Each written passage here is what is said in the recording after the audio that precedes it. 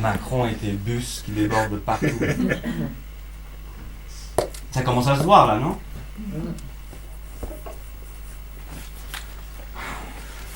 J'ai connu Emmanuel Macron. J'ai connu Emmanuel Macron il y a... Non, je suis pas en train de me vanter. Hein. C'est pas du tout... je sais que c'est pas là le public avec qui je vais me vanter. Si je voulais me vanter Là, si je voulais me vanter, je vous aurais dit un truc plutôt du style... j'ai une brosse à dents en bambou. Alors, j'ai connu Emmanuel Macron il y a longtemps. C'était entre 93 et 95. Moi, j'habitais à Paris. Et Emmanuel Macron était à Paris, au lycée Henri IV, dans le 5e arrondissement de Paris. Il habitait à Amiens à la base, mais ses parents l'avaient envoyé là-bas pour finir ses années lycée, pour essayer de l'éloigner de Brigitte Macron. À l'époque, elle ne s'appelait pas Macron. Ça aurait été bizarre. Et moi, j'étais dans le 13e, mais un de mes amis habitait dans le 5e. Et sa mère tenait un restaurant qui était au coin de la rue Saint-Jacques et la rue Galande.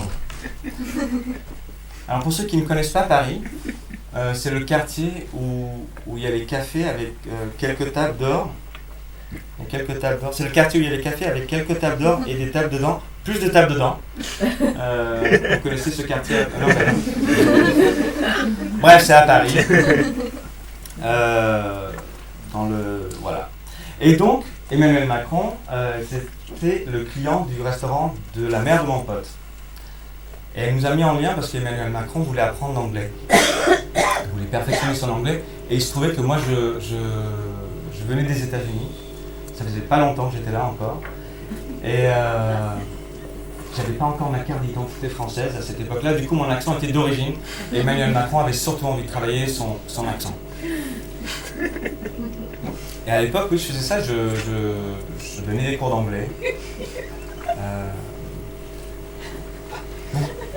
Elle a raison là. Vous riez quand vous voulez. Hein.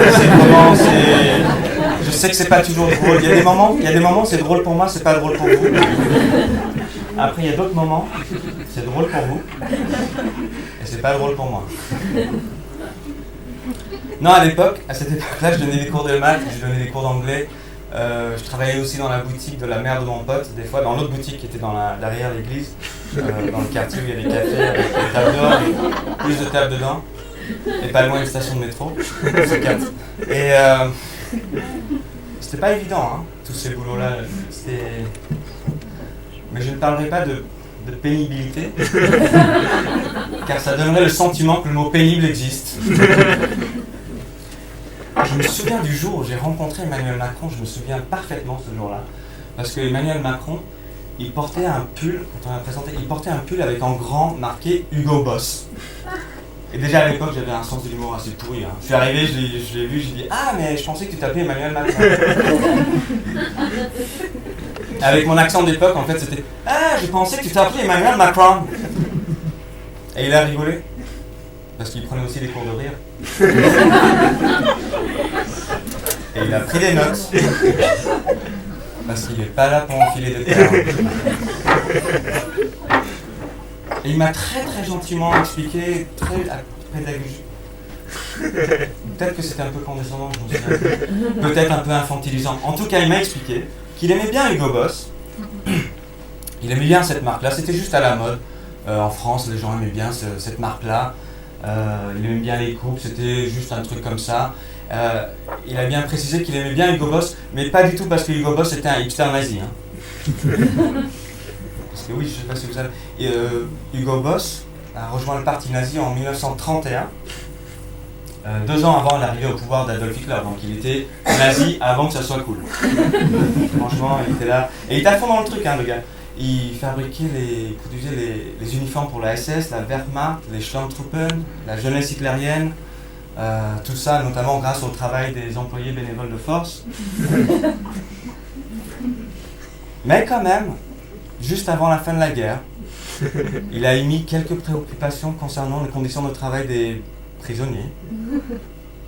Et c'est pour ça qu'aujourd'hui encore, on porte son nom en grand, on affiche sur des panneaux publicitaires, c'est un symbole de réussite, les parfums, les montres, les machins. Hugo Boss, c'est classe, quoi. C'est un peu pareil avec Coco Chanel, Ferdinand Porsche, Henry Ford, Bayer, Siemens et plein d'autres comme ça. Ils ont toujours su voir le bon côté des choses.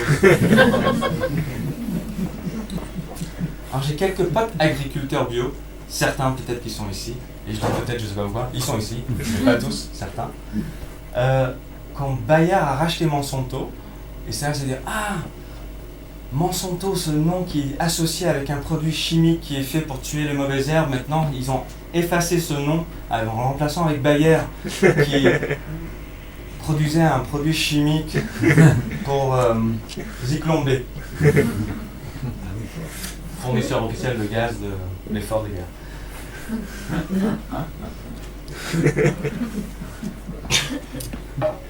Je suis allé chez la famille Macron. Je suis allé dans la maison à Amiens. Je me souviens parfaitement bien. Je me souviens quand je suis arrivé devant la maison. La maison, c'était un truc comme ça, là. Il y avait une porte au milieu. Et la maison de Macron à Amiens. Et sur le côté, il y avait une fenêtre. Et de l'autre côté aussi, il y avait des fenêtres de deux côtés, je crois. Je me souviens parfaitement. Et à l'étage aussi, il y avait des fenêtres. Il n'y avait pas de porte. À l'étage, ça, je me souviens bien. Il y avait des fenêtres. Et d'autres. Et je me souviens quand je suis rentré dans la maison, la première chose que j'ai fait, c'est que j'ai trébuché sur un tapis qui était mal déplié.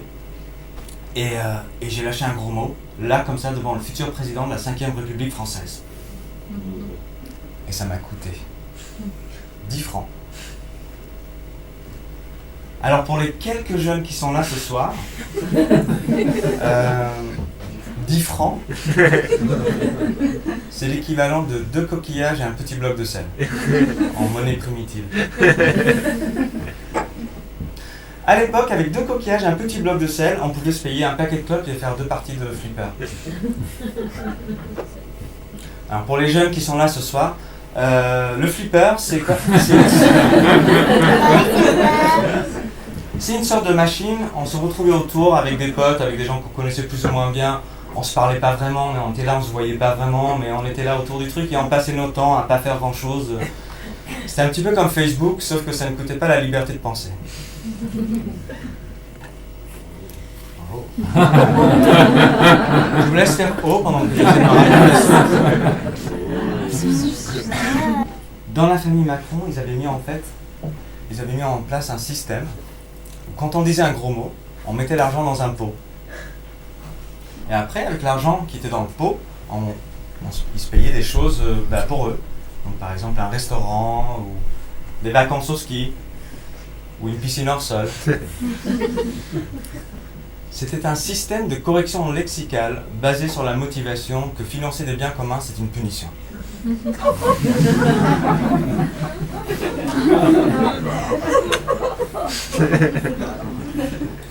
Peut-être quelqu'un qui va mourir de rire. Ça, c'est mon fantasme. Je veux dire, mon fantasme, c'est que quelqu'un meurt de rire à un de mes stages. C'est un peu un fantasme. Non, c'est un fantasme pervers. En fait, non, la partie pervers du fantasme, c'est pas ça. La partie pervers du fantasme, c'est qu'il n'y a qu'une personne qui meurt de rire. Et que les autres rigolent pas du tout. C'est ça. En fait, cette histoire sur Macron, c'est pas vrai. Il a vraiment été au lycée Henri IV, j'ai vraiment bossé dans le restaurant, mon pote, tout est vrai, sauf qu'on sait pas... Moi, j'ai travaillé dans le magasin, j'ai croisé beaucoup de gens. Je pense qu'on a dû se croiser. J'ai dû croiser Emmanuel Macron, je suis assez physionome, mais je me souviens pas de son visage. En même temps, à l'époque, je ne m'intéressais pas encore à la robotique. Non, cette histoire est pas tout à fait vraie, mais je trouve que c'est assez disruptif.